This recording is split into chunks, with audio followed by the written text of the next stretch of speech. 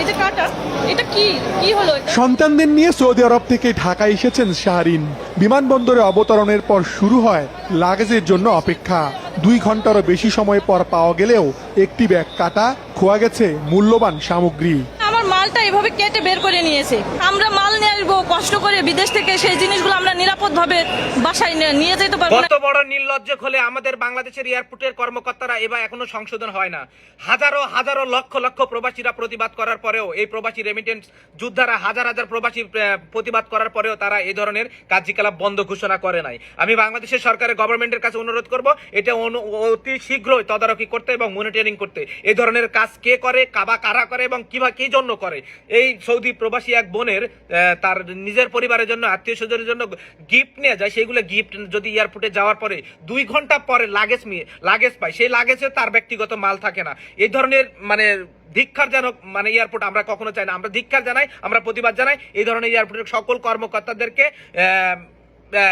সরায় দেওয়া হোক অথবা এই এয়ারপোর্টের নজরদারি করা হোক। কারণ এই বাংলাদেশের এয়ারপোর্টের এই প্রবাসীরা হাজারো প্রতিবাদ করছে। যদি এই সরকার আমাদের প্রতিবাদ যদি না শুনে, তাহলে আমি সরকারের কাছে তীব্র হাম্বল রিকোয়েস্ট জানাচ্ছি, আবারও বাংলাদেশ এয়ারপোর্ট এই মনিটরিং করার মধ্য দিয়ে এই যারা এই ধরনের কাজে লিপ্ত থাকে তাদেরকে বরখাস্ত করা হোক এবং তাদেরকে শায়েস্তা করা হোক, তাদেরকে বিচারের আওতায় আনা হোক।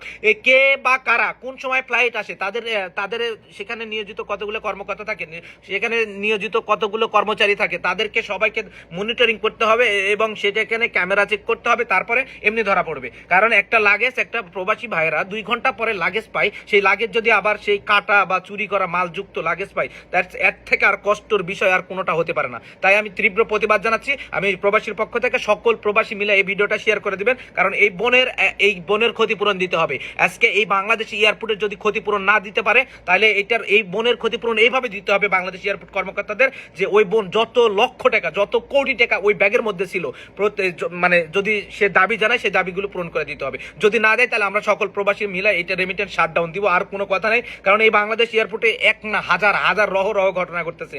যতক্ষণ না পর্যন্ত আমরা রেমিটেন্স শাটডাউন না দিব, ততক্ষণ না পর্যন্ত এই ধরনের কার্যকলাপ বন্ধ হবে না। তাই আমি সকল প্রবাসী ভাইয়ের কাছে অনুরোধ করতেছি, আজকে হয়তো ওই বোনের সাথে হয়েছে, কালকে আপনার সাথে হবে, পরশুদিন আমার সাথে হয়েছে। গত কালকের এই ঘটনা, এক সৌদি প্রবাসী আপু বাংলাদেশে যাচ্ছে তার নিজের পরিবারের জন্য, আত্মীয় স্বজনের জন্য গিফট নেওয়া হচ্ছে। সেইগুলো যদি তার সেখানে এয়ারপোর্ট থেকে 2 ঘন্টা পরে, 2 ঘন্টা লাগে না, 2 ঘন্টা কেন লাগে, 2 ঘন্টা পরে লাগেজ পাইছে, ঠিক আছে, তারপরে সেই লাগেজ কাটা, সেই কার্টুন কাটা, সেই কার্টুন থেকে মাল নেওয়া, কি ধরনের অপকর্মের সাথে জড়িত আমাদের এই বাংলাদেশের এয়ারপোর্ট কর্মকর্তারা। যদি এই ধরনের অপকর্ম ব্যক্তিদেরকে যদি বরখাস্ত করা না হয়, আমাদের এয়ারপোর্ট কখনো সংশোধন হবে না। সো আমি সকল প্রবাসী ভাইদের কাছে রিকোয়েস্ট করতেছি, হাম্বল রিকোয়েস্ট করতেছি, হাত জোর করতেছি, প্রয়োজনে রেমিটেন্স বন্ধ করেন আপনারা, এইটাকে শাটডাউন দেন, তাহলে সব ঠিক হয়ে যাবে। যেহেতু আমাদের সরকার, আমাদের গভর্নমেন্ট এই ধরনের বক্তব্য বা এই ধরনের প্রতিবাদ তারা আমলে নিচ্ছে না, সেক্ষেত্রে আমরা রেমিটেন্স শাটডাউন দেওয়া ছাড়া আর কোনো উপায় নাই। আমি একজন সৌদি প্রবাসী, আমি একজন রেমিটেন্স যোদ্ধা হয়ে আপনাদের কাছে রিকোয়েস্ট করব, এই ধরনের ভিডিওর প্রতিবাদ করেন এবং এইটাকে শাটডাউন ঘোষণা দেন, একবারে শাটডাউন। ভাই, আমরা 6 মাসের জন্য আমরা রেমিটেন্স শাটডাউন করে দিলাম।